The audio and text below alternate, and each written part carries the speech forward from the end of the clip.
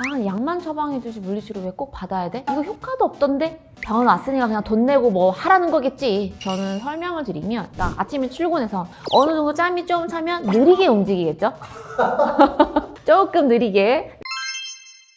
안녕하세요. 저는 제일정형외과병원에서 근무하고 있는 이진희 물리치료사입니다. 제가 2004년도에 대학교 입학을 해서 2007년도에 면허를 발부받았으니까 약 18년 차 정도 된 것 같습니다. 사실 제가 꿈이 별로 없었어요. 근데 고등학교 때 문과를 갈래 이과를 갈래 선택해서 넣어야 되는데 저는 외우는 걸 잘 못했거든요. 차라리 수학 문제를 풀겠다. 근데 거기에 원하는 과를 적으래요. 생각나는 게 유아교육과, 간호과 이런 거밖에 없는데 피를 못 보겠는 거예요. 그럼 간호과는 탈락이어서 어떻게 하지 고민하고 있는데 친구가 야 진이야 우리 사촌 오빠가 물리치료사인데 괜찮대. 근데 병원에서 이런 일을 한대 라고 듣고 저는 그때부터 물리치료과를 목표로 해서 공부를 하게 되었습니다. 고마워 너 때문에 내가 일을 하고 있어. 물리치료사는 어떻게 되는 거예요? 간호사예요? 그냥 자격증을 따는 거예요? 이런 얘기를 많이 물어보시는데 물리치료사는 물리치료학과를 나와서 보건복지부에서 주관하는 물리치료사 면허를 볼 수 있는 시험 자격을 주어져요. 그럼 1년에 한 번 있는 그 시험에 통과를 해야 면허 번호를 받을 수 있고 그 면허증이 있어야 병원에서 취업이 가능합니다.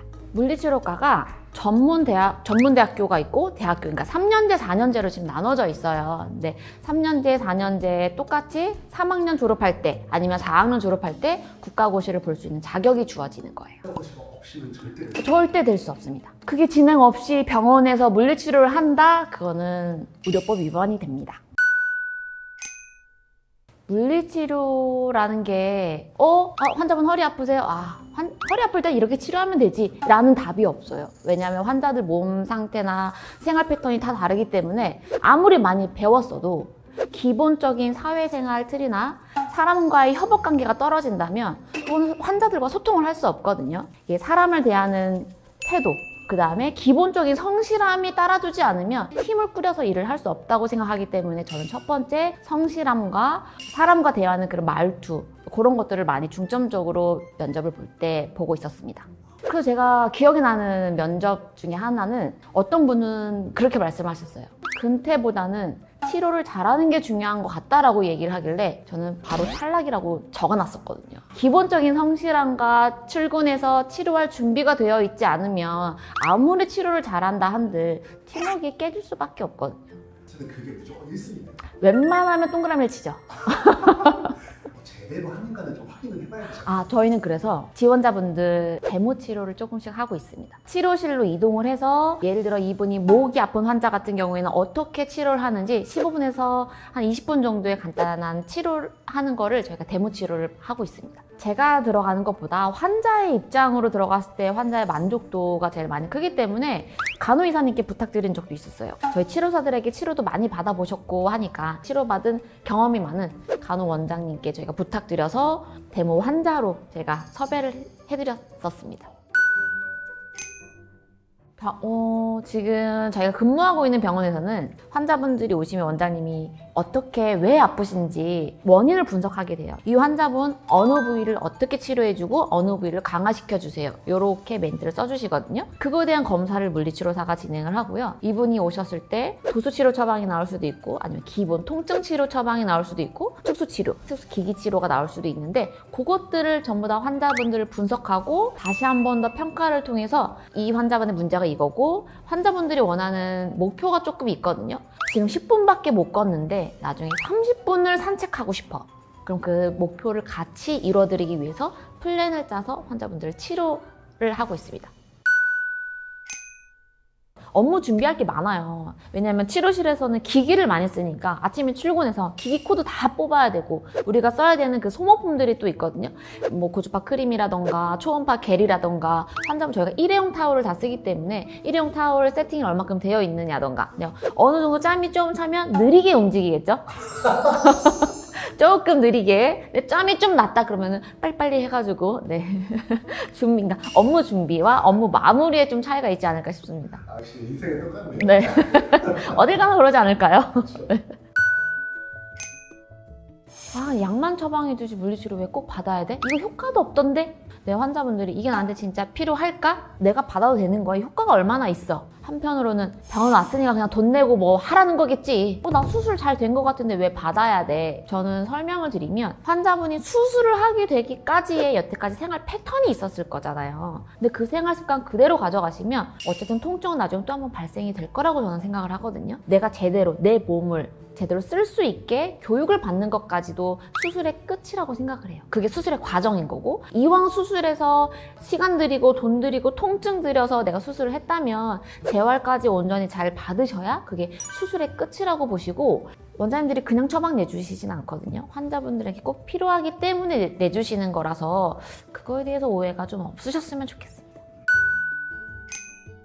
우선 보람되거나 치료사로서 제일 내가 이 일을 선택하길 잘했다라고 느끼는 순간은 제가 치료했을 때 환자분이 나았다, 정말 고맙다라는 말을 들었을 때가 가장 보람되거든요. 근데 저희 병원은 퇴원하시거나 이렇게 치료받으시면 고객의 소리함에 적어주시는 VOC가 있어요. 근데 그 VOC를 모아서 월에 게시판에 게시가 되거든요. 기억에 남는 게 몇 가지가 있는데, 하나는 입원을 하셨을 때 치료받고 오셔서 이진희 선생님한테 치료받았는데 너무 좋다라고 자랑을 막 하셨어요. 근데 옆에 있는 그 환자분은 나도 그분한테 치료를 받고 싶다라는 마음을 가지고 퇴원을 하셨는데, 이제 다른 쪽 수술하러 병원에 오셨을 때 제가 배정이 받은 거예요. 그래서 그분이 이진희 치료사한테 받고 싶었는데 치료를 받게 돼서 너무 좋았다, 역시 이러면서 꼭 필요한 인재다, 이렇게 적어주신 적이 있었고, 한 번은 그분도 이제 이번 기간에 제가 계속 치료해드렸던 분인데 고급진 외모와 고급진 치료로 걔가 한동안 놀림을 많이 받았거든요. 고급진 외모 어디 있나요? 그래서 1년 뒤에 전화해서 저 여기 아파서 갈 건데 이진희 선생님 아직 근무하시나요? 이렇게 물어보시는 분들도 계시고요. 그럴 때는 내가 그때 잘해드렸구나, 이렇게 좀 뿌듯하죠. 아무리 제가 여태까지 공부했던 걸로 환자들을 막 접목을 시켜서 치료하더라도 환자분들이 마음을 열어주시지 않으면 치료가 굉장히 어렵게 되는 경우도 있더라고요. 그래서 제가 어떻게 환자분들한테 대해야 할까? 나의 말투나 어떻게 환자들에게 다가가야 내 마음을 열어줄 수 있을까? 그래서 제가 인지재활치료라는 교육도 제가 찾아 들어서 이런 상황의 환자분들에게는 이런 단어를 쓰고 이렇게 다가가야겠구나, 그래야 환자분들이 마음을 열어주시겠구나. 우울감이 좀 심하거나 굉장히 오랫동안 아프셨던 만성 환자분들 같은 경우는 불안감이 굉장히 크시기 때문에 그런 분들의 마음을 여는 치료가 제일 어려웠던 것 같습니다. 그러니까 환자분들이 여러 병원을 많이 다니고 치료해 보셨던 분들은 딱 보면 다른 병원에서는 이렇게 치료했는데 여기는 왜 이렇게 치료해요? 환자분들을 치료했을 때 전국에 있는 모든 치료사들을 불러서 똑같은 치료를 하는 치료사는 단 한 명도 없을 것이다. 목표는 이 환자를 낫게 하는 거지만 그 과정의 치료는 정말 다 다를 수 있거든요. 이 병원에서 이렇게 치료해줬는데 왜 이렇게 치료해줘요?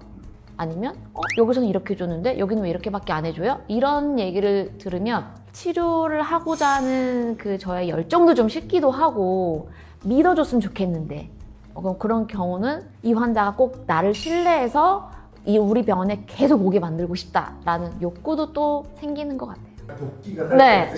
그 병원에서 못 나왔지만 내가 어떻게든 낫게 해주겠다, 약간 그런 마음도 생기는 것 같아요. 오늘은 제가 저의 경험담과 그래서 알기 쉽게 제가 말씀을 드렸는데요. 물리치료는 통증을 줄이고 기능을 회복시키는 환자 한 분 한 분의 삶의 질을 높이는 그런 과정이라고 생각해 주시면 좋을 것 같아요. 우리 삶에 나아갈 때 함께하는 회복의 여정이라고 생각해 주시면 될 것 같고요. 계획을 가지고 치료를 하신다면 좀 더 삶의 질이 높아질 수 있도록 될 것 같습니다. 지금까지 제일정형외과 병원 물리치료사 이진희였습니다. 감사합니다.